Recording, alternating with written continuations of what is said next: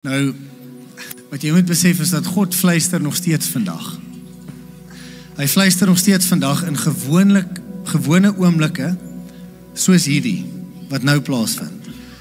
Hy fluister nog steeds in gewone plekke, soos hierdie gebou waar binne ons staan. En hy fluister nog steeds deur gewone mense, soos ek. En ek beleef die Heilige Gees is besig om dalk te fluister na jou. Hy sê, kan jy sien?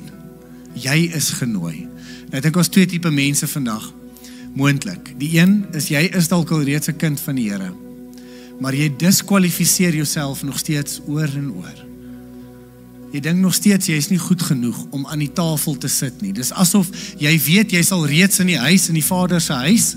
Jy weet, jou sondes is vergewe, maar jy staan daar in die voorportaal van die huis.